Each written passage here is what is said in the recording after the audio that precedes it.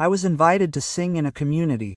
We used to write down the names of criminals on our phones. Why? Because I'd go on stage with the names of the criminals on my phone and rhyme on the spot. That's how it worked. There was a criminal there who had a nickname. As they say, his nickname was Murderer. A criminal called me and said, "Hey, write down the name of the murderer, say hi to him, he's released today, he's enjoying the party. Don't forget to mention his name." Quote, I said, "Wow, chill, but man, I'd already had the ones I was already in the spotlight with, and my phone was with a friend." I said, "Hey, write it down." A friend was in worse shape than me. He didn't write it down. I went on stage, as usual, singing, rhyming on the spot. I said the names of the criminals, but I didn't say this guy's name. I didn't mention this guy's name, but I just remember that when I was coming down the stairs to the stage, I remember being hit by a gun butt, and I passed out, bro. I passed out. The bandits grabbed me and took me to a street next to the dance, and I remember that this street was a stone's throw from an uphill street, a very steep one at that. When I woke up to guys slapping me in the face, throwing water in my face. I woke up, and there were more than 7 rifles in my face. At that moment, I made a prayer, a pact with God, in my own way, a thought. I wasn't an evangelical, but I occasionally attended church, and I said, "God,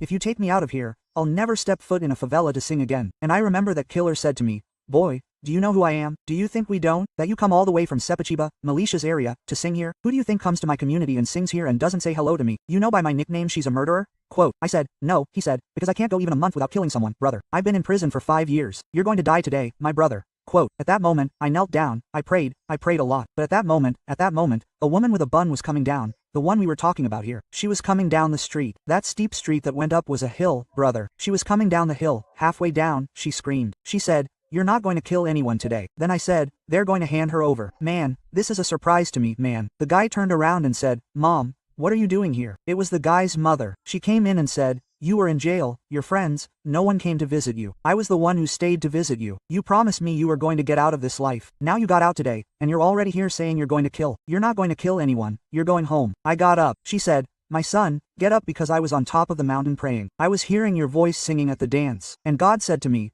"Come down now, because that voice you hear singing at the dance is the voice that I will take throughout Brazil preaching my word." Brother, at that moment I left there, man. And that day I tell you, I was born again, man. Give up everything. And recently, a guy told me something that, entered like a knife, right? I always sang with intention and I had a dream of giving my mother a house. Recently, a friend sent me a video of an MC giving his mother a house and he said, "It was supposed to be you, but you gave up because of this church business, you gave up everything because of this church business." I told him, man, Matthew chapter 16 verse 25, the Bible says that whoever tries to save his life will lose it, but whoever loses it will give up his hand me, fine there. So, whoever looks at me today, at Junior today, thinks we're losing. Yeah. But look how incredible this is. Jesus is saying that whoever loses, wins, and whoever wins, loses.